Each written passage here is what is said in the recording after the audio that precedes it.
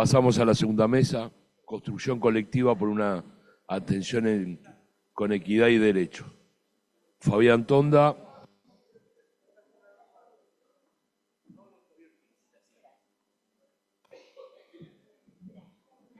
Bueno.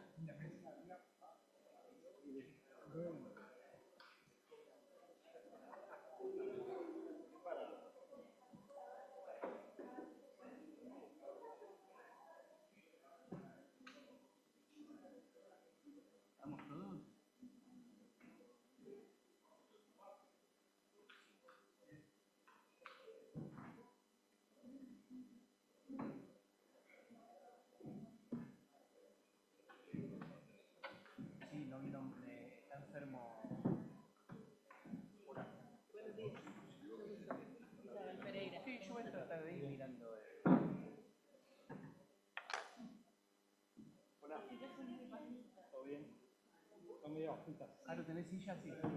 Bueno, me voy a sentar al lado de ustedes. Bueno, vamos a seguir. Hola, hola. ¿Está? Bueno, vamos a darle continuidad, así vamos recuperando. Sí, sí, sí. Así vamos recuperando el tiempo perdido. Y bueno, para esta hora de la mañana tenemos este lujo de mesa que nos va a acompañar. No quiero reiterar los agradecimientos que hizo Fabián. Recién cuando miraba todo el trabajo, siempre nos ocupó en la red la producción y cómo generar contenido, cambio. Y me parece que lo que está logrando la RIOD en estos años en ese nivel es importantísimo. Tenemos ahí una biblioteca y una capacidad de ir a buscar cómo preguntarnos sobre nuestras prácticas todo el tiempo y sobre todo en estos seminarios, ¿no? Que mi registro personal, no sé si será el de todo, pero parar 3 días de la vorágine laboral nos vuelve a abrir la cabeza para seguir adelante. Bueno, vamos a comenzar con la mesa. Voy a presentar a las personas que nos acompañan. Gabriel Rossi, que es el secretario de la Junta Nacional de Drogas de Uruguay.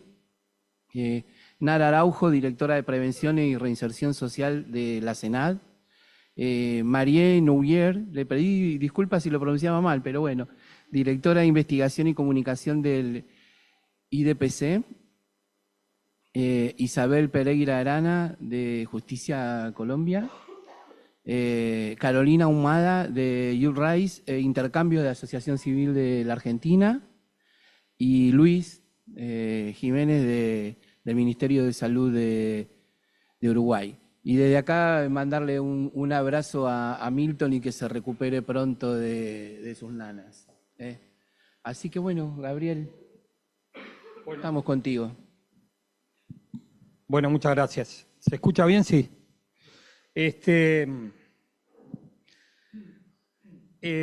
Hacer política pública es un lío y es muy difícil, ¿no? Digo, es muy difícil porque tenés que trabajar sobre toda la población. Sobre esta población específica que tenemos dificultades que ustedes han consignado muy bien, y sobre la otra que tiene menos problemas, pero también a veces cree que tiene condiciones que no tiene y al revés, ¿no? Entonces no es nada fácil. Hoy Ana hablaba de que no es necesario armar un dispositivo para cada una de las situaciones que hablamos, pero muchas veces sí es necesario, ¿no? Nosotros, yo les comentaba el primer día, a partir de una necesidad que fue más que nada, no sé cuánto tiempo tengo, pero me avisé, 10 minutos, está. A partir de una situación que se generó en Las Piedras, en Canelones, que queda a unos 50 kilómetros acá, ¿no? Que es en la zona metropolitana, se generó la necesidad de hacer un centro para mujeres y personas de género diverso en ese lugar. Al principio se hizo un manual para trabajar, una línea para trabajar, y hoy por hoy hay un centro vinculado específicamente a estas personas. Como les decía, el año pasado vimos que había 2 personas embarazadas a nivel de calle, cuando terminó el invierno eran 25 y este año tuvimos que armar un sistema, no un centro, un sistema para personas en situación de calle que consumen drogas y que están embarazadas. Entonces, eso como que te va corriendo la realidad y a veces el tema es cómo barajar todo y tener esto que nosotros estamos planteando con fuerza, pero somos como muy fuertes para plantearlo, pero a veces se nos escapa como el agua entre los dedos, que tiene que ver con que la dignidad tiene que ser una costumbre, ¿no? Y el ser digno tiene que ser una costumbre. Y esto implica mucho en el tema de drogas, porque el otro día escuchaba a una persona que trabaja acá en Uruguay con el tema de drogas, y hablaba de la suciedad y de la limpieza, ¿no? Digo, y esos conceptos en donde yo puedo limpiar a alguien y en la medida que lo limpio está bien y en la medida que está sucio no está bien, son conceptos que son muy poco dignos, ¿no? Y que son muy pocos aseguradores de esa persona que seguramente ha tenido chiquicientos traumas, ¿no? Digo, traumas de situaciones traumáticas en su vida, a veces generacionales, que hacen que esa persona esté ahí y no es un problema de suciedad. Entonces, la dignidad es una construcción colectiva compleja en sectores y en una América Latina donde está partido o está recontra fragmentada las poblaciones, no solo las políticas, también las prestaciones y las personas, cómo los miramos, las redes sociales son súper fragmentadoras. Entonces, todo el tema de la estigmatización nos tiene como extremadamente preocupados y ocupados. Queremos hacer un sistema, queremos hacer 3 sistemas, pero el sistema de atención, el título es que no haya puerta equivocada, lo cual es buenísimo para decirlo, pero anda a hacerlo, ¿no? Digo, qué lindo lo que decís. Pero el tema es que en la realidad es dificilísimo hacer eso, ¿no? ¿Por qué? Y bueno, porque los médicos te dicen yo no voy a hacer esto, porque son todos drogadictos, sacámelo de acá que me ocupan un lugar en la emergencia, yo soy médico, ¿no? En la emergencia pasan, se psiquiatriza mucho la cosa, ahora se armó el lío porque, digo, o no sé, pero yo planteo que lo público en el Uruguay es mejor que la atención privada, y lo sostengo hace años. Y esto cuesta, porque uno tiene la idea que en general que lo sanitario en lo privado es mucho mejor que lo público. Y en el tema de drogas no es así. Entonces, porque tenemos una enorme trayectoria, RIOD, trabajo comunitario, trabajo a nivel de policlínicas, se trabaja mucho a nivel comunitario, hay una gran historia de trabajo a nivel comunitario. Y eso lo tenemos que defender, pero que es real, ¿no? Y entonces después viene el periodista y te dice, ¿cuántas camas tenés? Entonces no entendemos nada, porque si el tema es cuántas camas tengo para internarlo y para separarlos, hay una conceptualización ahí, de punto de vista de los medios de comunicación, que en la medida que internás más sos mejor. Es muy complejo y seguramente hay cosas que no podemos modificar en esto de la fragmentación. Así que, digo, a mí el documento me encanta, me parece que va muy en la línea. Yo vuelvo a insistir con el tema de la prevención, que perdonen que sea insistente, pero cuando hablamos de prevención a lo largo de la vida, siempre esa prevención a lo largo de la vida empieza a los 12 años, a los 11, ¿no? Siempre cuando hablamos a lo largo de la vida, hay que hacerlo, no sé qué. Todos los programas, todo lo de Naciones Unidas, ONU y sí, están concentrados en la adolescencia. No hay nada antes. Entonces tenemos que trabajar en el apego.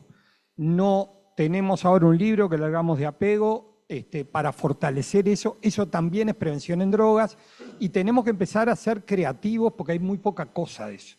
Y tenemos que empezar a trabajar en apego seguro, porque eso te asegura que esa persona tiene una chance durante 20 años de la estructuración de su personalidad muchísimo mejor que si tiene un apego inseguro. Y bueno, después la irá remando.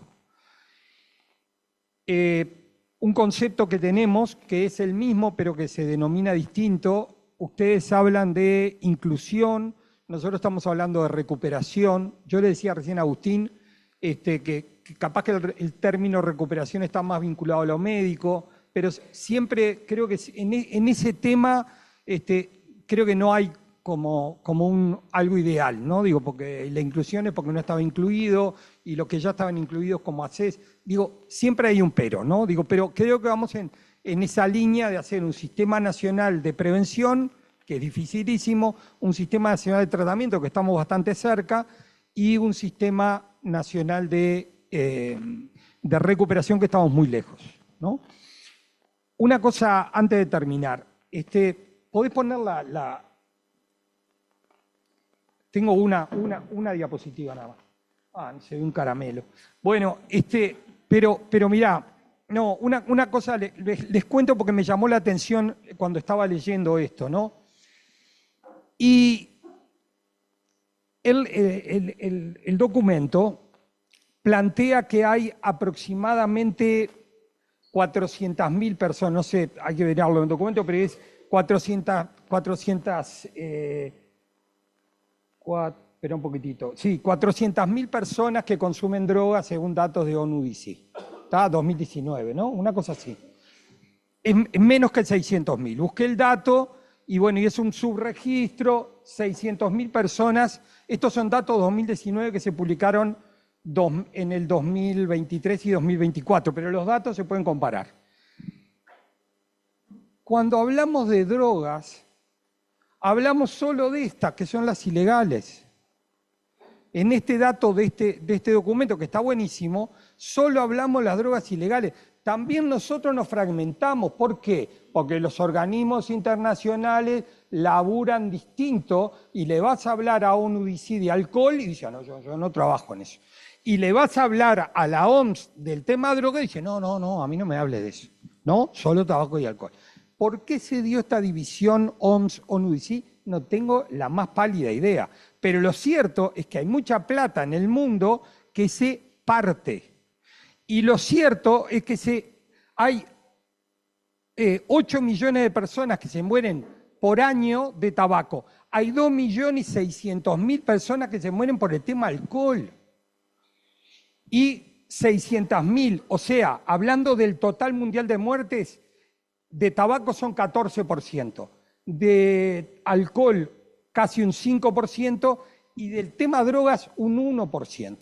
Entonces, digo porque me parece que nosotros también, cuando hablamos de este tema, nos terminamos fragmentando y solo vemos el dato cuando publica, vamos a ver el 26 de junio, a ver qué publica ONU-DC, y nos quedamos con eso. Y ONU-DC da fragmentación en cuanto al tema drogas. Nosotros cuando vemos a una persona, digo, te dice alcohol, pasta base, yo qué sé, ¿no? Pero parece como que fueran estancos diferentes, y entonces como son estancos diferentes nos manejamos con una bibliografía que me parece que nos cortamos entre nosotros mismos. Me quedo por acá, gracias. Muchísimas gracias, Gabriel. Vamos a invitar a Nara, que está en formato virtual, a que nos pueda dar su ponencia. ¿La tenemos? Hola, ¿me Hola, escuchan? Nara, ¿cómo te va? Hola, ¿me escuchan? ¿Me escuchan? ¿No? Hola. Buenos días, ¿me escuchan? ¿No? Inara, te escuchamos. Me escuchan. Hola, entonces buenos días a todas y todos, especialmente a los que están aquí en este conversatorio. Es una alegría poder estar, mesmo que online, participando dessa discussão tão importante. E para o tema desse conversatório, me gostaria de mirar em la construção coletiva, por uma atenção integral, com equidade e direitos, pero o tema da construção coletiva, porque temos me gostaria de compartilhar uma experiência muito recente de Brasil sobre o processo de construção coletiva, que foi o processo de elaboração de nosso novo Plano Nacional de Política de Drogas para o período de 2026 a 2030. O plano foi exatamente elaborado neste espírito de que uma convicção, com a convicção de que uma política sobre drogas só é efetiva quando é integral, quando parte de los direitos e quando é construída de forma coletiva. Para materializar esse entendimento, organizamos a estratégia de elaboração do plano. Isto tuvo como el norte, um conceito que estamos discutindo há alguns meses e algum tempo, que é o conceito de prevenção ampliada, que foi apresentado em Viena em la Comissão de Estupefaciente de las Nações Unidas este ano. O plano é um instrumento de planificação e gestão governamental elaborado a partir de uma ampla participação social e de diálogos interinstitucionais com foco em las pessoas. Foi aprovado por unanimidade em nosso Conselho Nacional de Políticas sobre Drogas em novembro de 2025. Então, aqui é importante destacar que temos um conselho que desde 2023 é um conselho nacional que tem uma participação paritária de membros do governo com membros da sociedade civil. E sua construção involucrou 4 modalidades de consulta: uma massiva e virtual, uma qualificada e presencial, governamental e interinstitucional, e autônoma também por temáticas. Esse processo de escuta produziu os insumos que organizam o plano e garantizou que diferentes sectores, territórios e grupos sociais, incluindo pueblos indígenas, juventudes periféricas e movimentos sociais, tiveram voz na formulação das prioridades. O plano se organiza a partir de 14 princípios orientadores que expressam os valores que sustentam toda a política brasileira sobre drogas. O respeito à dignidade das pessoas que usam drogas, a redução de riscos e danos, a defesa dos direitos humanos, a promoção da equidade, a segurança cidadana, a justiça étnico-racial, a perspectiva de gênero, as políticas públicas basadas em evidências científicas, a governança com participação social, o respeito à diversidade populacional brasileira, o desenvolvimento sustentável, a cooperação internacional, o acesso integral a políticas de cuidado, saúde pública e assistência social, e a garantia do direito à prática e oferta da espiritualidade. Estes 14 princípios não são decorativos, têm força normativa e organizam a lógica de todas as ações previstas no plano. Também é importante destacar que o plano organiza suas ações em 8 ejes temáticos que não são excluyentes, sino interconectados: desenvolvimento social e sustentável, prevenção, redução de danos, segurança pública cidadana e justiça penal, acesso ao cuidado, à acolhida e ao tratamento, governança participativa e articulação com os conselhos, adopção de políticas basadas em evidência e construção de indicadores e cooperação internacional. 4 destes ejes se articulam de maneira especial, central, em lo que o planar propõe como uma resposta integral, com equidade de direitos, e me gostaria de profundizar em cada um deles. O primeiro é desenvolvimento social e sustentável. E isso é importante para o tema de uma atenção integral. O desenvolvimento social e sustentável, como temos hablado sobre desde Brasil, é parte de um diagnóstico que a América Latina conhece bem. As vulnerabilidades sociais, econômicas, raciais e territoriais são parte do problema. Não as mantemos solo como contexto. A ausência de oportunidades, a exclusão, a fragilidade dos vínculos comunitários aumentam a exposição das comunidades às violências associadas ao crime organizado. Por eso el PLANAC incorpora este concepto de desarrollo alternativo sustentable, reconocido y recomendado por la Comisión de Estupefacientes de la ONU, adaptado a la realidad brasileña y también de nuestra región. Este concepto orienta políticas que articulan inclusión social, seguridad territorial y sostenibilidad socioambiental, con el objetivo de reducir la dependencia de poblaciones en situación de vulnerabilidades de economías ilícitas.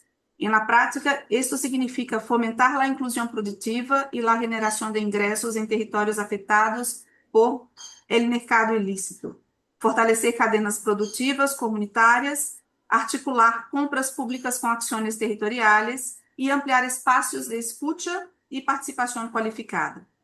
El eje también prevé que los recursos incautados en favor del Fondo Nacional Antidrogas sean revertidos en políticas de reducción de desigualdades y desarrollo alternativo sostenible. Es decir, los recursos del crimen organizado son devueltos a las comunidades afectadas por él.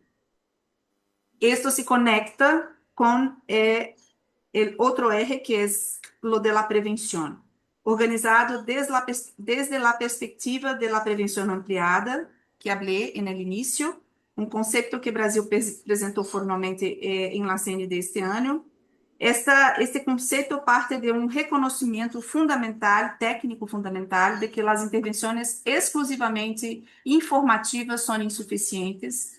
La literatura internacional demuestra que los enfoques eficaces necesitan actuar sobre fatores de risco y de protección a lo largo del curso de vida, considerando también determinantes sociales como desigualdad, violencia, discriminación y fragilidad de vínculos comunitarios. En esta perspectiva, prevenir no es simplesmente hablar sobre sustancias, es fortalecer territorios, reconstruir vínculos sociales, ampliar el acceso a derechos y reducir desigualdades estructurales que alimentan vulnerabilidades.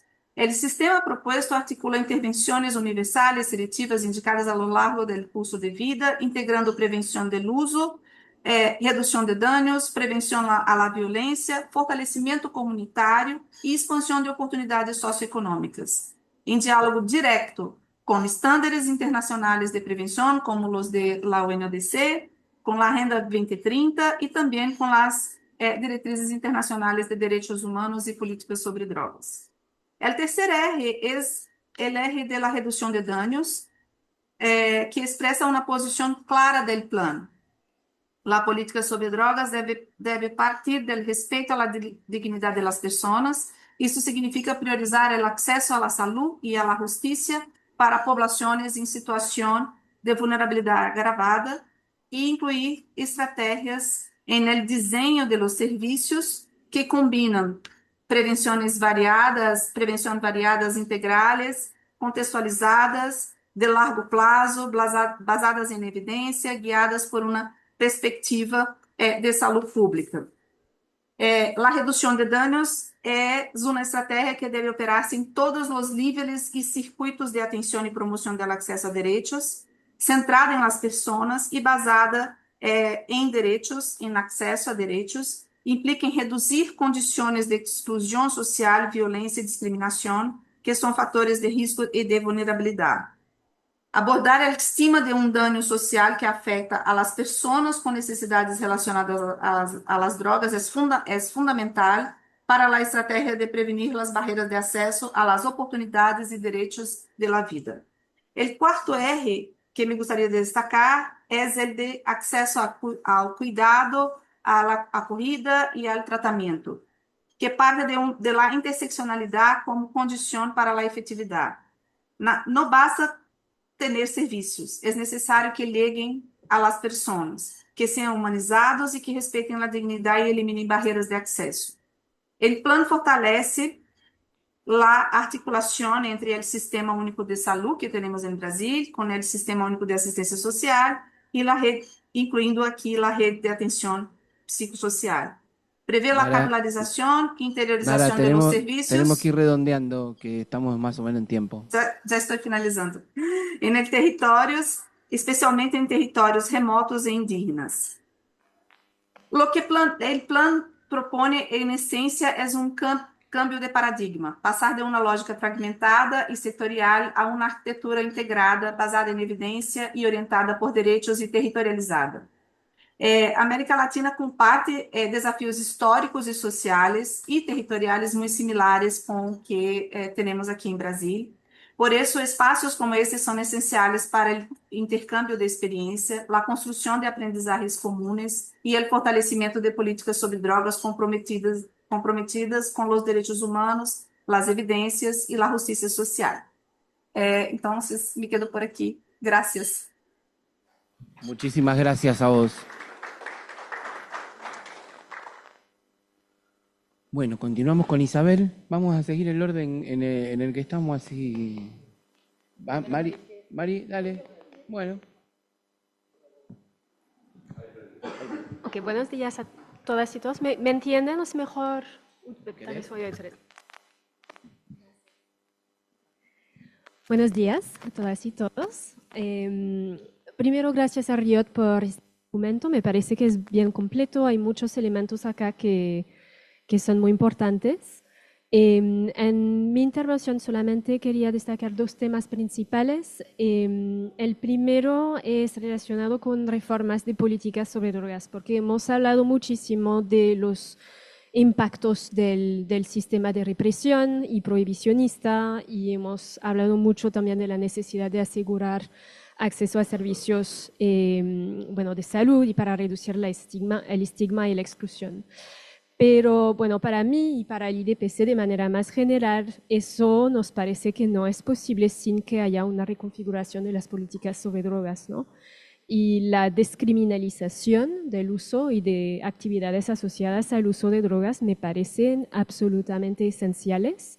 Hay muchos modelos de descriminalización que existen a través del mundo. Me parece que ahora son como 69 jurisdicciones que han descriminalizado el uso y hay muchos modelos diferentes, unos que son mucho más eficaces que los otros.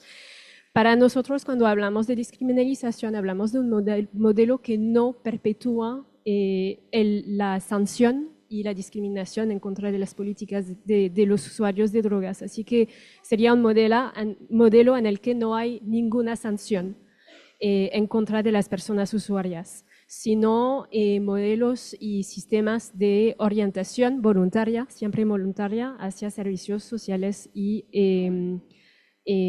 sanitarios, si quieren acceder a ellos. Me parece también importante hablar un poco de la regulación legal de los mercados, porque al fin y al cabo, por el momento, la única respuesta que tenemos, o una de las únicas respuestas que tenemos, es que tenemos que prohibir el mercado. Y claramente no ha funcionado. Las cárceles son como la primera medida que tenemos para responder al problema. Claramente no funciona tampoco. Ahora hay 380 mil millones de personas, claro, 380 millones de personas que viven en mercados, en jurisdicciones que tienen mercados regulados para el cannabis. Hará más. Hay también muchos modelos de legalización. Bueno, el excelente modelo de Uruguay. Hay modelos mucho más comerciales que se ven en Estados Unidos que tienen varios problemas. Pero la regulación de los mercados nos permitiría poner en marcha sistemas más justos y que no perpetúan la prohibición, pero que podrían como remediar unos de los problemas que estamos viviendo ahora en medio de la justicia social, la justicia racial, la justicia de género. Entonces podemos poner en marcha como esos modelos mucho más justos para las comunidades. Todo eso me parece que es sumamente importante tener la participación activa de las personas usuarias de drogas. No es suficiente que como organizaciones de la sociedad civil seamos su portavoz, tienen que estar con nosotros, tienen que estar presentes en todos esos espacios que tenemos dentro de la sociedad civil y también en los espacios de gobernanza y de decisión política. Mi segundo punto, que fue mencionado por Ana María, que está muy claro dentro del documento, es lo de los indicadores. pero eso se relaciona también con los objetivos de nuestras políticas sobre drogas, porque me parece que por el momento todavía el objetivo más importante que se pone como de relieve todo el tiempo es tenemos que reducir la demanda y la oferta. Y los indicadores que se utilizan son indicadores de arrestos, de encarcelamiento, de seizures, de incautación de las drogas, y eso no nos dice nada sobre el impacto sobre las comunidades. Entonces, lo que podemos decir es, bueno, cuáles son nuestros objetivos, qué queremos alcanzar. Y queda claro dentro de este espacio aquí que tenemos un acuerdo sobre lo que queremos hacer. Queremos más seguridad urbana, queremos acceso a servicios de salud, servicios básicos, inclusión social, todo eso. Entonces, ¿cuáles son las políticas que nos permiten acceder a eso y cómo podemos evaluar progreso hacia esos objetivos? En este contexto quería mencionar una herramienta que hemos puesto en marcha en 2021, se llama el Índice Global de Políticas sobre Drogas. Básicamente me parece el único índice que intenta evaluar las políticas sobre drogas de manera amplia. Entonces miramos a personas usuarias de drogas, por supuesto, pero también todo el impacto sobre la cadena, ¿no?, ilícita. Lo que hemos hecho es utilizar la evidencia de las Naciones Unidas a través de la posición común del Sistema de Naciones Unidas sobre Drogas, que fue adoptada en 2018. A través de este documento hemos identificado 75 indicadores para ver cuál es el impacto de las políticas sobre drogas en relación con derechos humanos, en relación con seguridad, en relación con salud. Se enfoca en 5 dimensiones, que son, primero, la ausencia de medidas extremas, como pena de muerte, que no sé, es un gran problema en América Latina, pero sí lo es en otros países. Life imprisonment, perdón. Cadena perpetua y extrajudicial killings. Ejecuciones extrajudiciales, perdón, me estoy perdiendo mi español. Entonces, esa es la primera dimensión. La segunda dimensión es la proporcionalidad de la respuesta de justicia penal. Entonces, si hay descriminalización, cuántas personas están encarceladas, todo eso. La tercera, relación con reducción de daños, tratamiento y acceso a servicios de salud para personas usuarias de drogas. La cuarta dimensión es sobre acceso a medicamentos esenciales, que es uno de los puntos claves del sistema internacional de fiscalización de las drogas y que es un problema en la mayoría de los países del mundo, en particular en el sur mundial. Y la última dimensión es sobre desarrollo. Y entonces, a través de esos indicadores, estamos verificando lo que está en el papel, en las leyes y políticas, y cómo está implementado en la práctica a través de una encuesta de la sociedad civil. Entonces, hay un gran involucramiento de la sociedad civil dentro de este índice para evaluar de manera efectiva cómo es percibida la implementación de las políticas sobre drogas y el impacto sobre poblaciones afectadas. En particular, estamos verificando específicamente el impacto diferenciado sobre mujeres y personas LGBT, sobre grupos étnicos e indígenas. Me pareció muy extraño que no hablamos de grupos indígenas en esta sesión. No sé si fue destacado en otras sesiones de las conferencias de la RIAD, pero bueno, eso podría ser algo que se podría destacar en el futuro. Y finalmente, personas en situación de pobreza. Y en el último, bueno, la primera y última versión del índice fue absolutamente claro que en todos los países hay un impacto diferenciado sobre la pobreza. Entonces, sí, solamente quería destacar eso. Si tienen preguntas, estoy dispuesta y espero que, bueno, el índice puede ser también una herramienta útil para ustedes.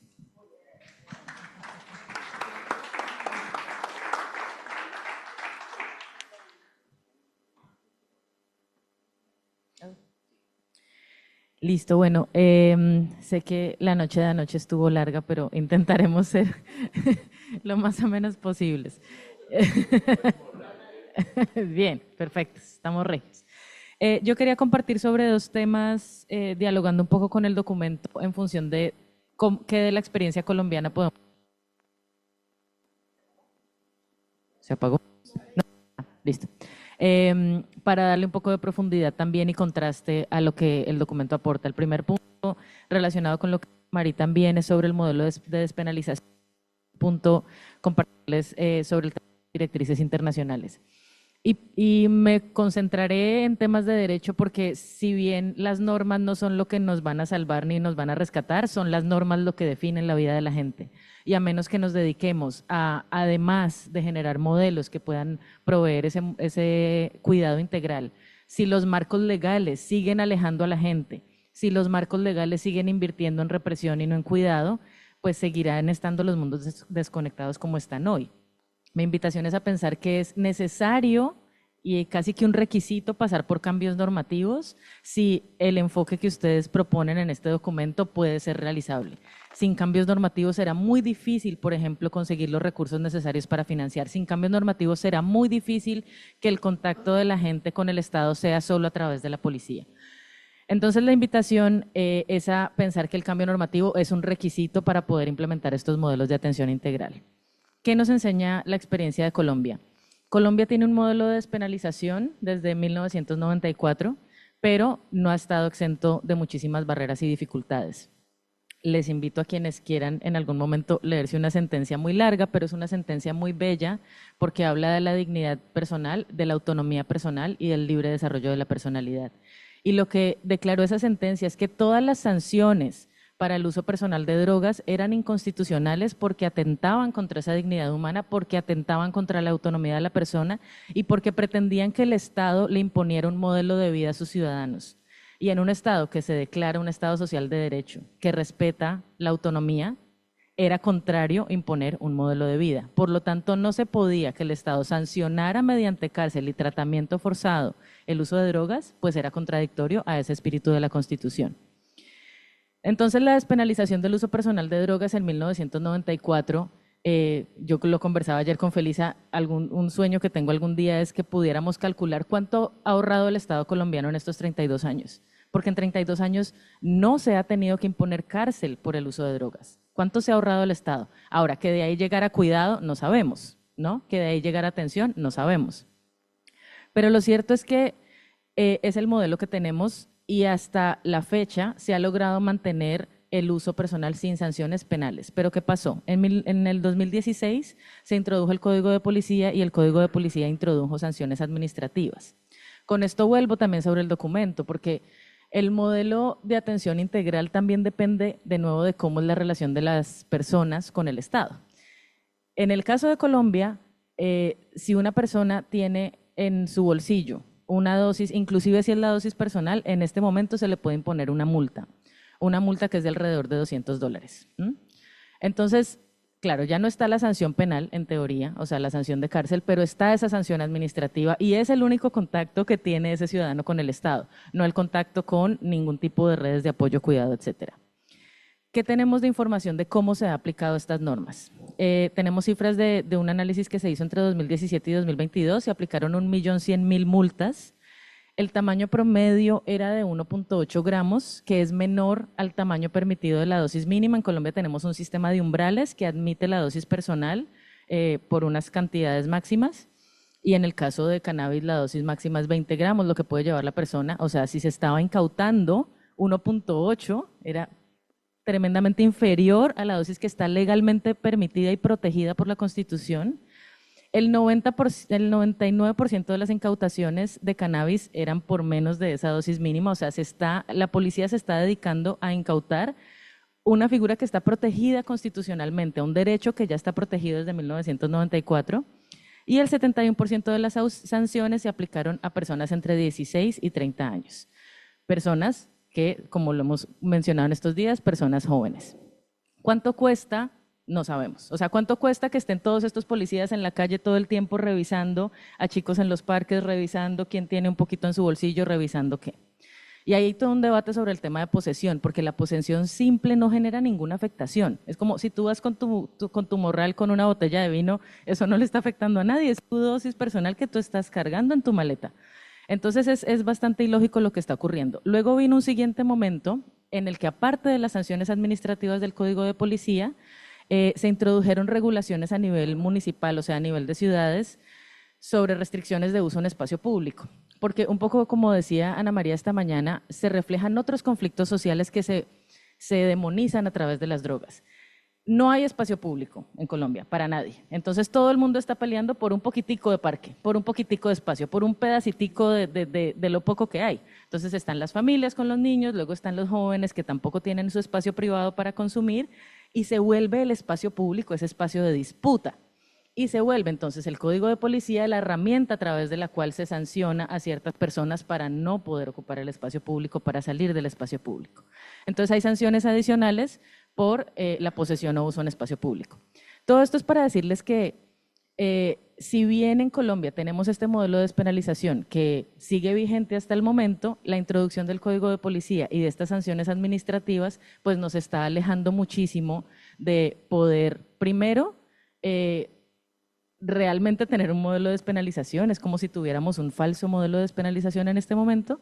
Segundo, poder tener un tipo de contacto entre las personas que usan drogas y el Estado que no sea a través del aparato represivo. Y tercero, poder destinar efectivamente recursos donde debieran estar destinados. De nuevo, no sabemos cuánto cuesta este aparato policial, o sea, no sabemos yo, seguro existe el dato, pero yo no lo tengo.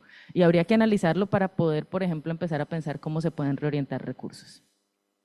Un segundo tema, muy rápidamente, porque sé que estamos cortos de tiempo, era compartirles, Marilla lo mencionó, tengo una copia aquí si alguien quiere, el tema de las directrices internacionales de derechos humanos y política de drogas, relacionado también con el asunto de cambio normativo. Creo que cuando hablamos de derechos humanos generalmente son algunas referencias abstractas, pero hay que aterrizarlas a qué implica en concreto al hacer política pública, incorporar derechos humanos en el aparato legal, en el aparato normativo y cómo eso también define presupuestos, porque no son decisiones en abstracto. A lo que se define en el derecho también termina definiendo lo que puede ser o no puede ser financiado.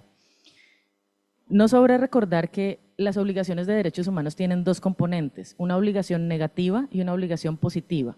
La obligación negativa se trata de aquello que el Estado debe abstenerse de hacer para no restringir el acceso a un derecho. Un ejemplo muy sencillo, por ejemplo en Rusia es un lugar donde está prohibido proveer material higiénico de inyección, o sea cualquier tipo de parafernalia. ¿Qué hace eso? Restringir la posibilidad del Estado de proteger ese derecho a la salud a través de la provisión de material higiénico para inyección más segura. Luego está la obligación positiva, dar toda la infraestructura, recursos, etcétera, de manera que el goce de un derecho pueda ser efectivamente implementado. Entonces, el derecho a la salud no existe en abstracto a menos que el Estado financie un hospital, financie un centro de tratamiento, financie todos los dispositivos para que ese derecho se pueda materializar. Y en el caso de la relación de los derechos que están implicados en el uso de drogas, bueno, son muchísimos, pero quiero mencionar algunos porque no quiero que los perdamos de vista. Generalmente hablamos del derecho a la salud, pero me parece importante mencionar otros dos. Primero, el derecho a la protección contra la tortura, los tratos crueles, inhumanos o degradantes. Generalmente, y sobre todo por la experiencia que tenemos en nuestros países, pensamos en la tortura como unas situaciones muy extremas que en efecto existen, pero hay otros tipos de escenarios de tortura, por ejemplo, la negación de medicamentos para alivio de dolor o para alivio del síndrome de abstinencia. Negar estos medicamentos constituye un trato cruel, inhumano, degradante. Luego están todas las situaciones que ocurren dentro de centros de tratamiento clandestinos, les llamamos en Colombia, o de garaje, donde ocurren toda suerte de violaciones a derechos humanos, pero como socialmente son personas que son consideradas menos dignas, menos merecedoras de cuidado, a esos lugares nadie los vigila. Según lo que dictan las directrices, el Estado debería garantizar vigilancia sobre esos centros de tratamiento para evitar que ocurran violaciones a derechos humanos en esos lugares. Por ejemplo, en Colombia eso todavía no ocurre y esos sitios siguen siendo casi que una caja negra. Y otro derecho que quería mencionar era el tema del acceso voluntario e informado a tratamiento. Está muy bien que el modelo exista, que el modelo tenga, como decía, que ninguna puerta sea equivocada, pero las personas, como con cualquier otro tratamiento de salud, tienen derecho, primero, a la información de a qué tratamiento se van a someter y segundo, a acceder o no voluntariamente a ese tratamiento. No por el hecho de usar drogas se debe imponer un modelo de vida, y con eso me devuelvo a la sentencia de 1994 en Colombia. Es el derecho a la autonomía lo que define la dignidad de la persona, que yo respeto tu modelo de vida, que yo respeto tus decisiones y te doy la información necesaria para poder tomar una decisión sobre el destino de tu vida y de tu cuerpo. Y con eso, una cosita, una postdata. La postdata, porque Mari lo mencionó, era el tema de regulación y sobre un tema que mencionaba Gabriel, de esta separación casi que artificial que tenemos entre sustancias psicoactivas. La separación es bastante artificial, por supuesto que tengamos por un lado a la OMS hablando de la Convención Marco de Tabaco y por otro lado tengamos el sistema de 1DC, pero se explica precisamente por la penalización. A menos que no eliminemos las barreras penales que están en el marco de la prohibición, no podremos hablar de una sola conversación sobre drogas, porque esta separación entre ilegal y legal sí marca una diferencia. O sea, marca una diferencia que una persona la metan presa por consumir cocaína y no por consumir alcohol. Entonces, la conversación de regulación precisamente versa sobre eso. ¿Cómo logramos franquear el hecho de que la separación en efecto es artificial? Tenemos que desmontarla porque es absolutamente artificial, nos la inventamos de la nada. Y en el caso de países productores, que era la postdata que quería traer, es de total importancia, porque entonces países como Colombia, que producimos justo las sustancias que están artificialmente declaradas ilegales, pagamos todo el peso de la represión, no solo sobre las personas que usan drogas, sino sobre comunidades campesinas, la presión militar, la presión geopolítica, etcétera, etcétera. Y creo que en el espíritu de una solidaridad latinoamericana sí es una conversación que tenemos que poner muy de presente. Los países productores estamos pagando el precio de una separación completamente artificial y eso nos debe llevar a decir, bueno, podremos y cómo vamos a transitar hacia modelos regulados de las sustancias que incluyen hablar de regulación de cocaína, que es un tema bastante sensible y lo vemos muy lejano, pero es una conversación que debe liderar Latinoamérica porque es acá donde se produce esa sustancia y nos debe incluir a nosotros. Y con eso ya esa era la postdata y cierro.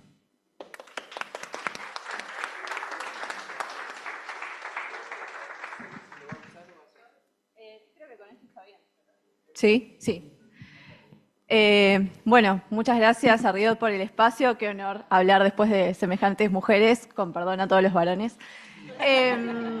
Me hice unas notas porque me disperso muy fácilmente y ahora con el embarazo mucho más, así que voy a leer para no extenderme. Mi enfoque a partir del documento, que primero celebrar el documento porque me parece esto muy importante, salir de las miradas fragmentadas y poner en el centro la continuidad de cuidados, los derechos humanos y la complejidad de las trayectorias de las personas. Especialmente me parece clave y muy importante que se hable de cuidado, interseccionalidad y justicia social, desde una perspectiva no moralizante, ¿no? Sobre todo. Mi enfoque para comentar el documento es a través de las poblaciones clave, las juventudes y además el financiamiento, que fue algo que habló Silverio al final. El primer punto es tener, creo que ya es algo que venimos hablando durante todos estos días, pero tener a las comunidades clave como actoras con expertise, no solamente como destinatarios de los programas. Me parece que el documento podría fortalecer mucho más explícitamente el reconocimiento del rol de las comunidades clave y de las organizaciones lideradas por pares. Muchas veces hablamos de participación, pero todavía desde una lógica donde las comunidades aparecen como beneficiarias o como consultadas y no necesariamente como productoras de conocimiento, estrategias de cuidado y respuestas concretas. Las organizaciones de personas usuarias de drogas, juventudes, personas LGBT, trabajadoras sexuales y otras comunidades afectadas por políticas punitivas tienen una experiencia acumulada enorme sobre acceso, cuidado, reducción de daños y también acompañamiento territorial. Y eso no es solamente experiencia vivida, también es expertise técnico, político y comunitario. A mí me da mucha gracia también en algunas consultas o en algunos trabajos cuando te piden personas con lived experience. Y vos decís, bueno, me encanta esa palabra, pero además de experiencia vivida es todo un saber hacer que te lo da la experiencia vivida, pero que lo transformás también en conocimiento, ¿no? Sabemos que muchas de las respuestas más innovadoras en reducción de daños, prevención entre pares y trabajo en contextos de fiesta, por ejemplo, o espacios digitales ahora con el tema de las pantallas que se está hablando mucho, surgieron justamente desde organizaciones comunitarias y juveniles, muchas veces antes que desde los propios sistemas institucionales. No puede haber políticas efectivas si las personas directamente afectadas no participan de manera significativa en el diseño, la implementación, pero también la evaluación de esas respuestas. El punto número 2 es la participación juvenil significativa. Desde el trabajo con juventudes también me parece importante señalar que muchas veces las políticas dirigidas a jóvenes siguen siendo diseñadas sin jóvenes o con formas de participación más simbólicas que reales, que era lo que hablábamos en la mesa de ayer. Participación juvenil significativa implica acceso real a toma de decisiones, financiamiento, construcción de capacidades y reconocimiento político y técnico de esas juventudes también. No alcanza con convocar a jóvenes a una actividad o una consulta, también hay que redistribuir el poder y los recursos. Y esto es particularmente importante en políticas de drogas, donde las juventudes suelen aparecer más asociadas al riesgo o al control que como actores capaces de producir respuestas y transformaciones. El tercer punto es el tema del financiamiento, pero yo quise darle como esta complejidad de quién sostiene los cuidados. Me parece que sería muy importante incorporar más explícitamente la crisis actual de financiamiento para respuestas comunitarias y de reducción de daños. Informes recientes como de Harm Reduction International y también de la Red Internacional de Personas que Usan Drogas, o INPUD, muestran que existe una enorme desigualdad entre los recursos destinados a políticas punitivas y aquellos destinados a salud, reducción de daños y respuestas comunitarias. Incluso después de décadas de evidencias sobre efectividad y derechos humanos, el financiamiento para reducción de daños sigue siendo extremadamente insuficiente a nivel global. Y lo más preocupante es que las organizaciones lideradas por comunidades reciben una proporción mínima de esos recursos, pese a ser quienes muchas veces sostienen el trabajo territorial cotidiano. Esto es especialmente visible en América Latina, donde muchas organizaciones funcionan con enorme precarización, dependencia de fondos externos y el desgaste de sus trabajadores y de sus voluntarios. Los recientes recortes y cambios en la política de cooperación internacional de Estados Unidos están generando una enorme preocupación en el campo de la salud global, particularmente para programas vinculados a VIH, reducción de daños y trabajo con comunidades clave. Históricamente, Estados Unidos ha sido uno de los principales financiadores de la respuesta global al VIH y de mecanismos multilaterales como el Global Fund y como PEPFAR. La última reposición de fondos del Fondo Global quedó por debajo de las expectativas, alrededor de 12.000 millones de dólares comprometidos, muy lejos de la meta estimada de 18.000 millones. Esto genera, obviamente, preocupación sobre la sostenibilidad de servicios esenciales en numerosos países, sobre todo en el continente africano. Y ya para ir terminando, hablar de cuidados también implica cuidar a quienes cuidan. Ese es mi cuarto punto. Creo que acá hay algo muy potente para sumar al documento. Muchas veces se habla de lo comunitario como algo deseable, y por supuesto que lo es, pero no siempre se habla de las condiciones materiales necesarias para sostener esos cuidados. En la práctica, muchas organizaciones comunitarias terminan subsidiando al sistema público con trabajo territorial, político, pero también con trabajo emocional, insuficientemente financiado, ¿no? Entonces, cuando hablamos de continuidad de cuidados, también tenemos que hablar de sostenibilidad, financiamiento directo a comunidades, fortalecimiento de organizaciones base y protección de quienes sostienen esos procesos. Para cerrar, me parece que el documento ya tiene una base muy sólida en lo que respecta a derechos humanos, interseccionalidad y esta crítica a la fragmentación, que me parece clave, pero quizás podría profundizar aún más en quienes sostienen concretamente esos cuidados y qué condiciones políticas y presupuestarias hacen posible ese trabajo. Hablar de inversión justa también implica preguntarnos quién recibe los recursos, qué modelos se priorizan y cuánto confiamos realmente en las respuestas construidas desde las comunidades. Porque las comunidades no son solamente parte de las respuestas, muchas veces son quienes históricamente han sostenido la respuesta, incluso cuando nadie más lo hacía. Gracias.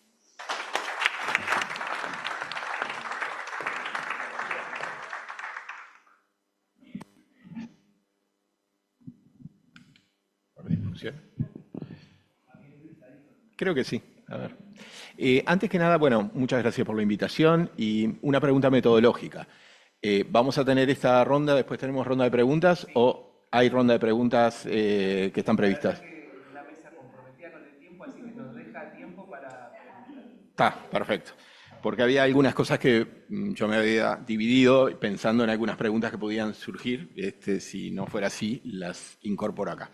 Bueno, en primer lugar, decirles que más allá que yo soy en este momento coordinador del Programa Nacional de Abordaje de Uso Problemático de Drogas y otras dependencias del Ministerio de Salud Pública, voy a hablar como la persona que soy, que hace 33 años me dedico a este campo, lo cual podría considerarse una evidencia de que aquello que tantas veces hemos criticado, esa idea de que las drogas te atrapan y no te dejan salir, bueno, en mi caso de alguna forma podríamos decir que contrario a esto que tanto no nos gusta, soy testigo de que en parte me ha pasado. De esos 33 años, este último año ejerzo este rol, pero la mayor parte de la trayectoria la he desempeñado desde el mundo de la sociedad civil y desde el mundo de la academia. De hecho, he sido parte del nacimiento de esta organización, de la RIOD, cuando daba sus primeros pasos, desde mi inserción de aquel entonces en la ONG ENCARE, que hoy nos invita y nos organiza este evento. Entonces, bueno, abro el paraguas de que lo que voy a decir no compromete a la institución del Ministerio por esto que acabo de decir, pero también porque el documento que nos invitan a discutir, a dialogar, tampoco ha habido tiempo para que el Ministerio como tal pudiera tomar una postura institucional respecto a esto. Así que bueno, espero que lo que diga no sean mis últimas palabras desde el rol que tengo, y si lo fuera, no me importaría. Es la ventaja que tiene superar los 60 años de vida. Son 5 puntos que trataré de resumir mi planteo. El primer punto es el acuerdo general con lo que el documento trae. Saludar que la RIOD haya podido generar un documento de este tipo. Trataba de remontarme a los inicios de la RIOD y me preguntaba si realmente en aquellos años, todavía del siglo pasado, hubiéramos imaginado que era posible, con la diversidad que la RIOD convocaba, llegar a estos acuerdos que el documento plasma. Y posiblemente la respuesta en aquel entonces hubiera sido más pesimista. Haber llegado a elaborar un documento con estos grados de coincidencia me parece valorable, muy valorable, y es un aporte a la construcción de políticas públicas en la temática de drogas con otro tipo de orientación. Superar las fragmentaciones es parte, obviamente, de uno de los desafíos principales que tienen las políticas de drogas, pero no solo tienen las políticas de drogas. La fragmentación es parte intrínseca del modelo que ha matrizado el desarrollo de las políticas públicas, junto con el nacimiento casi de los estados modernos. Hay una frase que a mí me gusta repetir, que es aquello de que las personas tienen problemas y los estados tienen programas. Expresa sintéticamente esa típica fragmentación de los problemas de la vida cotidiana en múltiples instituciones, organismos, programas que difícilmente se conectan entre sí, aunque en realidad los problemas de la gente y de las comunidades están absolutamente entrelazados e imbrincados. Y que una respuesta eficaz a ese tipo de problemas requiere necesariamente acciones intersectoriales e interseccionales, como bien se ha planteado aquí. La fragmentación también es uno de los principales problemas que tienen nuestros sistemas de salud, fragmentados y segmentados, porque además de la fragmentación que obtura la posibilidad de respuestas integrales a los problemas de salud de las personas, se refleja en una segmentación tanto territorial como de clase. En nuestras sociedades las personas se enferman y mueren de causas diferentes de acuerdo a su posición social. Y esto refleja la injusticia profunda de nuestras sociedades. Superar entonces esta fragmentación es obviamente un desafío enorme y con el cual estoy plenamente de acuerdo y que hoy creo que hacía referencia a ello Gabriel. Desde el trabajo que venimos tratando de impulsar en conjunto con la Secretaría de Drogas,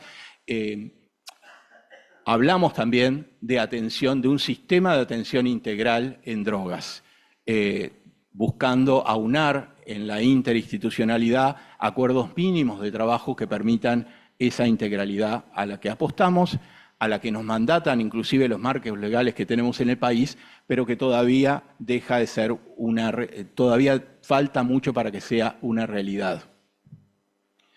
Superar el modelo prohibicionista que supone este planteo es también superar la ilusión de llegar a una sociedad libre de drogas.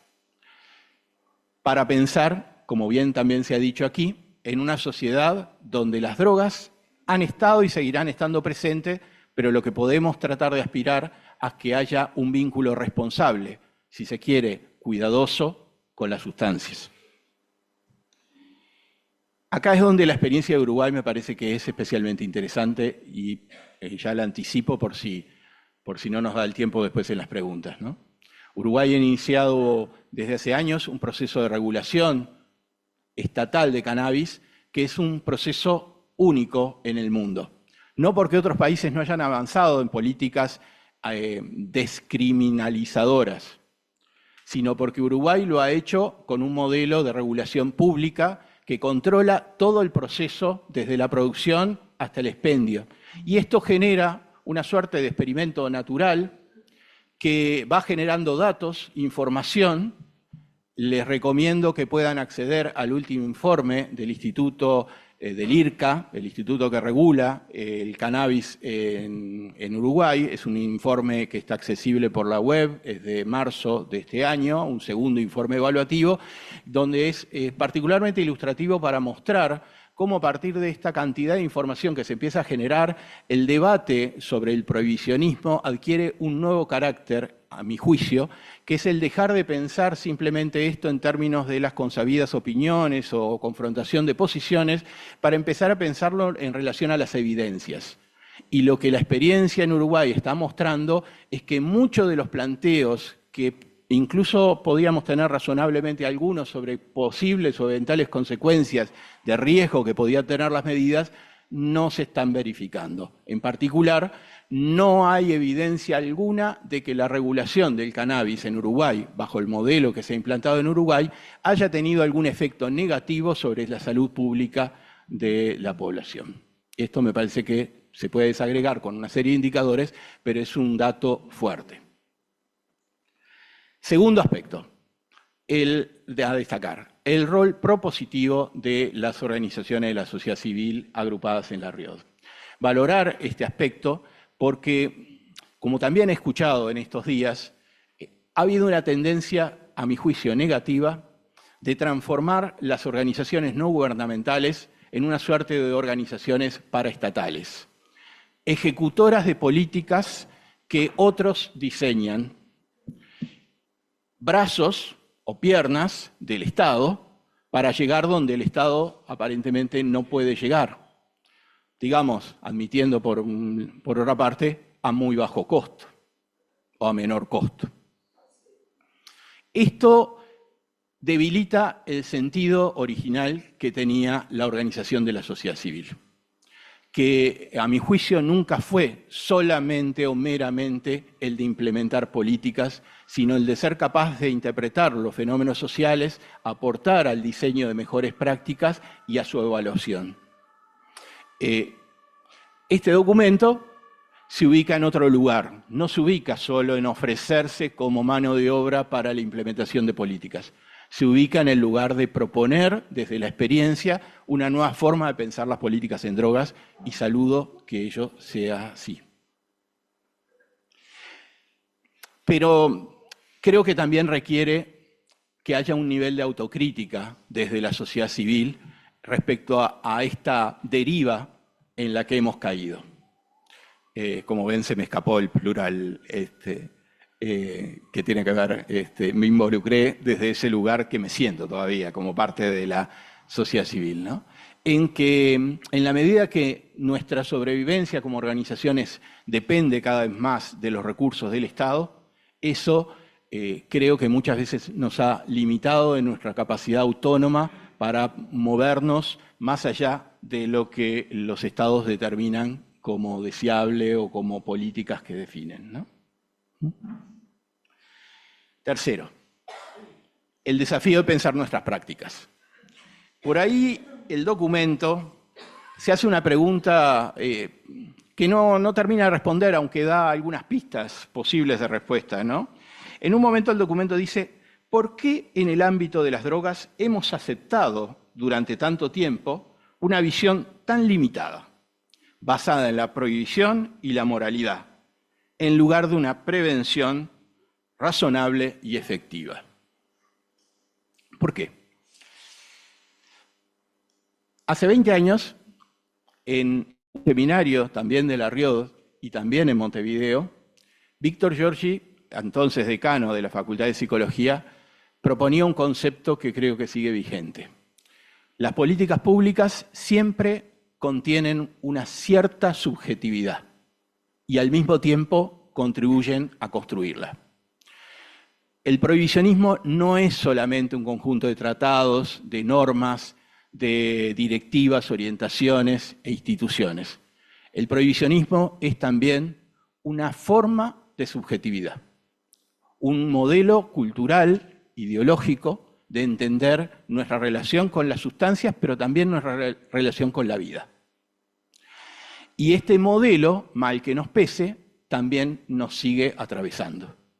Por eso, los modelos, los paradigmas, lo que hacen es fijar márgenes de visibilidad. Cuando algo tan obvio como esta pregunta se plantea, cuando algo tan obvio no puede ser visible, es porque algo está operando ahí. Y sigue operando ahí, incluso en los que nos creemos superadores de ese modelo y críticos. En las palabras que usamos, por ejemplo, el documento utiliza la palabra recaídas, ¿no? Yo siempre me pregunto, ¿dónde cae el que recae? ¿No? ¿Dónde cae? ¿No? En el inframundo, ¿no? Entonces, si alguien cae en el inframundo, quiere decir que si no cae, se eleva. No usar drogas es divino, aparentemente. Usar drogas es diabólico.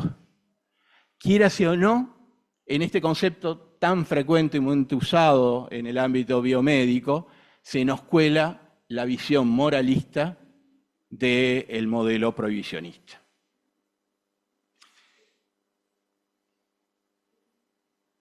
El valor de las propuestas, cuarto punto. Porque más allá de la crítica al prohibicionismo, también cómo construimos propuestas. Y acá creo que el documento también aporta un elemento interesante, yo no lo tenía tan presente, que es los estudios de análisis costo-efectivos de las prácticas, ¿no? Porque es cierto que nuestra apuesta es una apuesta fundamentalmente ética y política, pero no tiene que verse desconectada de la apuesta técnica. Cómo construir respuestas técnicas eficaces y eficientes. Y en esto la evidencia que va surgiendo es un elemento de discusión. La cuestión esta que hemos planteado tantas veces del desequilibrio entre la inversión pública en la oferta y la demanda. Acá aportaron datos de otros países, sé que en Uruguay también se estaba haciendo esta estimación y no va a dar muy distinto, a pesar de la valoración acerca de las políticas que se han implementado en Uruguay, podemos decir que compartimos en términos generales el mismo panorama donde las inversiones siguen estando muy fuertemente volcadas hacia el control de la oferta y no tanto hacia la demanda, y mucho menos si estudiamos, es algo medio difícil de poder desagregar, pero si pudiéramos tener los datos de cuánto dinero se destina hacia la promoción y prevención y cuánto se destina al tratamiento, el desbalance sería claramente desfavorable hacia la prevención, ¿no? y los tratamientos. Lo cual, como bien plantea el documento, en términos de eficiencia social, de sustentabilidad, es un grave problema, ¿no? Y que difícilmente podamos mejorar la situación apostando solamente a la mejora de los tratamientos que son necesarios, pero claramente insuficientes para el tamaño del problema que estamos enfrentando. La oferta ha sido, sí, privilegiada, pero la oferta en sentido de lo represivo. Y acá es donde el debate, me parece que vuelvo al punto de la necesidad del debate sobre los sistemas de control de la oferta. Y acá estas opciones entre la prohibición, la legalización liberal o la regulación pública, que es el modelo uruguayo, me parece que son especialmente pertinentes para tener, porque no es algo que acontezca fuera de nuestro campo, es algo que determina fuertemente nuestro campo de trabajo. El último punto tiene que ver con el título del seminario, ¿no? Me ha venido atormentando desde que lo leí, ¿no? La crisis de gobernanza, dice, ¿no? Y se me ocurrió pensar, ojalá solo fuera una crisis de gobernanza. ¿Qué es lo que no está en crisis? ¿Qué es lo que no está en crisis? Hay una crisis de hegemonía mundial. Hay una crisis ambiental. Hay crisis en los vínculos. Hay crisis en las formas de subjetividad que hemos conocido. Hay crisis de los estados-nación. ¿Qué es lo que no está en crisis? Hay algo que no está en crisis. La acumulación de riqueza no está en crisis. La acumulación de riqueza está llegando a niveles como nunca la humanidad había visto antes. El último informe de Oxfam muestra que 3.000 millonarios concentran niveles de riqueza como nunca antes la humanidad había visto, mientras la mitad de la humanidad se mantiene bajo niveles de pobreza y la cuarta parte pasa hambre. En un mundo que tendría recursos suficientes para que todas las personas pudiéramos vivir dignamente, hay un sector ínfimo que concentra cada vez más poder y recursos. Y la diferencia, que además se suma a esto, es que ese sector de poder ha decidido también empezar a incidir fuertemente en las políticas públicas. Y lo hace con un nuevo paradigma, que es el paradigma de la crueldad. Hace un siglo atrás, Gramsci decía: lo viejo se resiste a morir, lo nuevo le cuesta nacer, y en estos claroscuros emergen los monstruos. Hay nuevos monstruos acechando. Hay una contradicción que no está ajena a nuestro campo, porque es uno de los procesos de determinación social que atraviesan nuestras prácticas, que es la contradicción entre el avance de la crueldad o la resistencia de los cuidados. La humanidad ha llegado donde está gracias a que generó estrategias de cuidado que hizo que la vida, tal como la conocemos, fuera posible. Nosotros estamos acá porque somos parte de esa tradición. El otro nos importa. Podemos tener diferencias en muchos aspectos, pero aquello de nada de lo humano me es ajeno es un valor que seguramente todos compartimos. El otro y lo que le pasa al otro nos duele, nos importa, nos moviliza, nos interpela. Este modelo, que es el sustento ético profundo de todas nuestras prácticas, se confronta cada vez más con el modelo de la tecnoburocracia creciente en el mundo, que hace que el otro simplemente es un medio, un instrumento para mi fin, el otro no me importa como tal y por lo tanto se legitiman las prácticas de crueldad. La reducción de los financiamientos que recién se aludían no puede ser interpretada de otra manera que desde el avance de la crueldad como elemento organizador de las políticas públicas de muchos países. Así que si hay algún desafío que nosotros tenemos ahora es este. Ayer, no me pidan más actualización que esta, porque ayer leí un artículo que salió ayer. ¿No? O sea, más que esto, un autor que no conocía, un ucraniano, Anton Chekhov, que termina su artículo sobre el papel de las tecnoburocracias, de las tecnooligarquías que empiezan a dominar el mundo, diciendo que la defensa de la humanidad es la tarea principal de nuestra época. Yo creo en ello.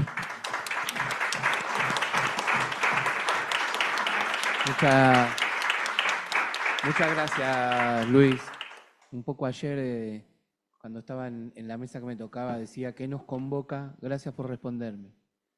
Nos convoca al otro, nos convoca la sensibilidad, nos convoca la humanidad. Bueno, tenemos 5 minutitos para alguna preguntita. Ana.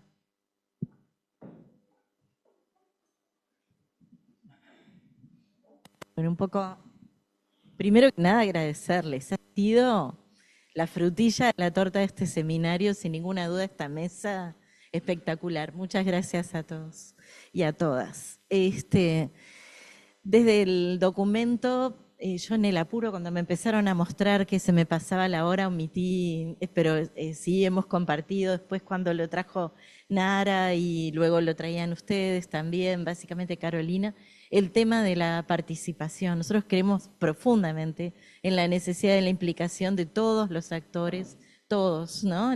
La vecina del barrio, que es la que sabe dónde están, por ejemplo, que nos puede dar cuenta de esta disputa por el espacio público, el almacenero que a veces ayuda con algo de comida a alguien, bueno, no sé, cada una de las personas que forman parte de una comunidad, la persona que consume drogas, el técnico, la mamá de alguien que consume drogas, bueno, todos somos, tenemos cuotas de saber, sabemos que el saber es poder, todos tenemos para aportar a la construcción de una mirada que pueda ser más compleja, así que cuando hablamos de redistribución del poder, esto también va por ese lado.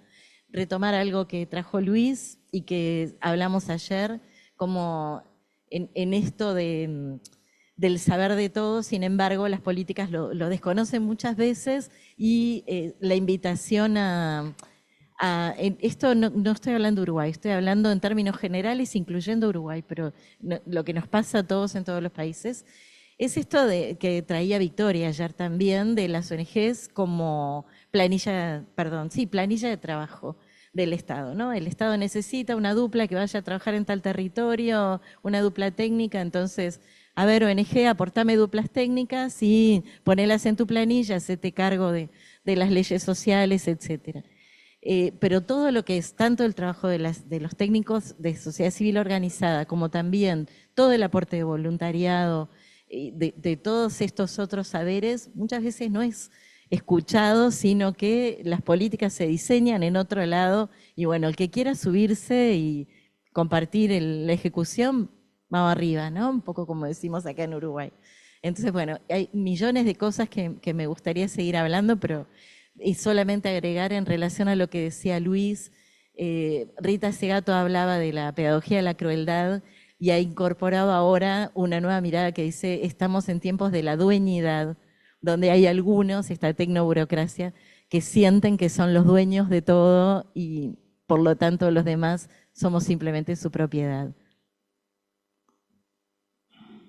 Bueno, agradecer la mesa esta porque, en fin, ha sido el colofón, como ha dicho ya anteriormente, lo que estamos trabajando estos días. Y ponerme yo al nivel de vuestro lenguaje me resulta difícil. Yo voy a ponerme en el lenguaje de la práctica de abajo hacia arriba. La práctica de abajo hacia arriba, cuando nacen nuestras organizaciones en general, tienen, desde mi punto de vista, 3 funciones. Una, la detección de necesidades y los cambios que hay a nivel social. Detecto las necesidades. Otra, la creación y gestión de servicios, sean propios o públicos. Y por último, con todo lo que eso nos da, hacer incidencia política. Y es una base que podamos gestionar para poder observar con mayor detenimiento y poder tener elementos de lo que está pasando en la sociedad. Pero, ¿qué es lo que está pasando en este momento, por lo menos en España? Desde un partido de izquierdas, porque si lo hiciera la derecha sería criticable totalmente, pero la izquierda es más criticable para mí, vamos. O sea, en este momento están traspasando todo lo que es la gestión de aquellos servicios que nos ha costado sangre, sudor y lágrimas ponerlos en funcionamiento, en co-creación con la propia administración durante 20, 25 años, los están traspasando a empresas mercantiles que no entienden absolutamente del tema para nada.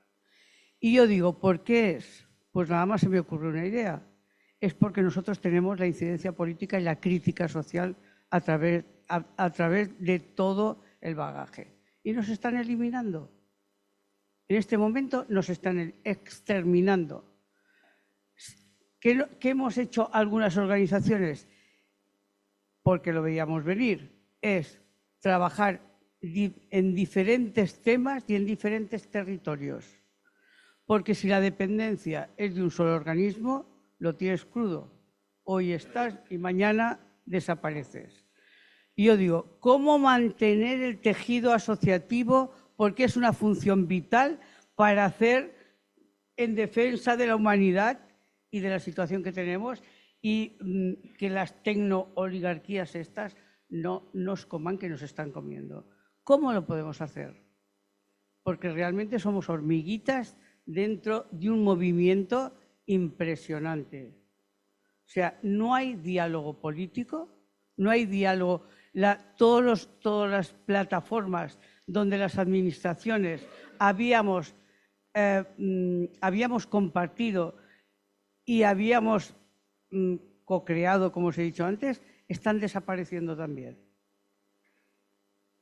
Pues la verdad es que nos tendremos que este seminario nos hace replantearnos muchas cosas, porque si no gestionamos tampoco podemos incidir. O sea, este es un pez que se muerde la cola. Dices, estás al servicio gestionando con migajas, pero es que si no lo hacemos así es imposible subsistir. No tenemos medios de incorporación económica en nuestras entidades, de refuerzo social, económico que te puedan mantener. Por lo tanto, ahí lo dejo y os pregunto qué se puede hacer. Una pregunta, comentarios. Dale, Laura, vos primero. Tengo dos. Una, que nos impide incorporar el concepto de criminalización como primer factor de reducción de daños. ¿Qué nos impide? O sea, lo separamos. Criminalización por un lado, la reducción de daños por otro. Y el mayor daño de todas las sustancias es la cárcel. No hay otra. Para la persona y para el círculo que los rodea, la familia, etc. Y dos, salud pública. ¿Por qué cuando hablamos de salud pública no nos cuestionamos la calidad de las sustancias? ¿Por qué no controlamos?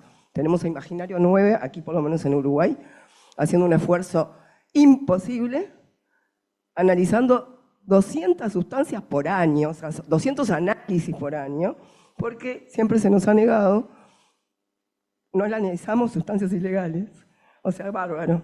¿Por qué? Si antes la cocaína se vendía en la farmacia y yo la quiero ir a pagar con mi tarjeta de crédito, vamos, marca Merck, ¿no? O sea, aseguremos al usuario que la sustancia que cree que está consumiendo sea eso.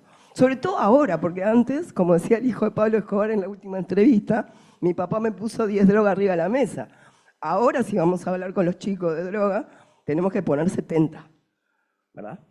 Y de esas 70, solo en Uruguay, solo podemos, asegurar que la pregunta era esa. Ok. Tenemos una de Julio en el chat que dice, en el sentido de ver las políticas de cannabis como regulador de la violencia, ¿por qué se produce esta inercia institucional, policía, poder judicial? Es decir, el punitivismo elevado sigue vigente continuando con la violencia, en este caso estatal. Por ejemplo, si comparto marihuana legal y es de mi propiedad sin obtener rédito económico, ¿por qué sigo expuesto a ir preso? La última. Hacemos esta última pregunta y después vamos a compartir ahí algunas dudas porque evidentemente movilizó un montón y vamos a compartirla en el cafecito. Muchas gracias por dejarme hacer este comentario más reflexivo al principio y dejarle algunas preguntas o pelotas picando para que la mesa termine de cerrar. Brillante mesa. Nos sirvió para pensar muchas dimensiones, sobre todo la fragmentación en las políticas públicas con los distintos actores.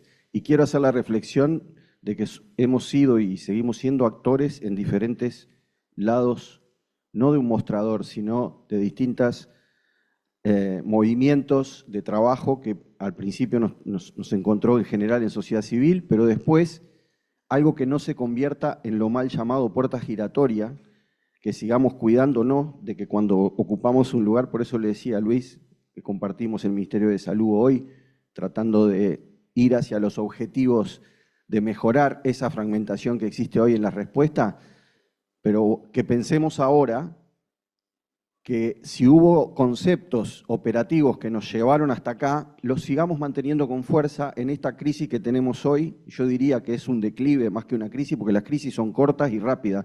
Esto ya es un declive que nos lleva de la mano de esta crueldad que vos mencionabas, Luis. Bueno, rescatemos el concepto de comunidad epistémica, que es lo que tenemos en común hace mucho tiempo, más allá de los lugares institucionales o organizacionales que tenemos por momentos. Yo creo que eso nos hizo a veces algo de mal, porque creemos que cuando pasamos de un lugar a otro empezamos de vuelta. Eso no. O sea, tenemos que aprender de nuestros propios procesos históricos. Y el otro concepto que quiero preguntarle a la mesa es si el pensamiento latinoamericano o iberoamericano hoy también no puede ser también un eje de trabajo que defienda una perspectiva que nos sirve seguir trabajando y no solo de dependencia sur global, norte global y financiación y efectos de la financiación. Porque si no rompemos nosotros mismos, que ya tenemos comunidades epistémicas formadas que nos encuentran en distintos lugares y tenemos un lenguaje común, este documento, por ejemplo, se puede seguir mejorando con cuidar a los que cuidan, pero también el actor privado tiene que estar acá también con nosotros. Actor privado, privado de mercado también, ¿por qué no? Y cada uno, desde sus sociedades y sistemas, seguirá defendiendo la regulación pública con presencia del Estado como en Uruguay, y vaya que nos costó. Yo fui el primer presidente del IRCA y los vi a todos ustedes en muchos diferentes espacios y vaya que nos bancamos las dudas que teníamos adentro de nuestros equipos. Allá con Agustín, que integramos la directiva del IRCA al principio, fue una pasante de politología, de ciencia política francesa. No teníamos ni recursos para empezar, la que nos ayudó a poner los carteles del IRCA y a empezar a organizar una oficina. Y eso no nos detuvo para llegar hoy a un sistema regulado, público, con buenos resultados en la política. Entonces, ¿por qué no apostar un poco más y defender comunidad epistémica como concepto que lo tenemos que seguir? Y las diferencias las vemos acá, en los seminarios donde nos encontramos.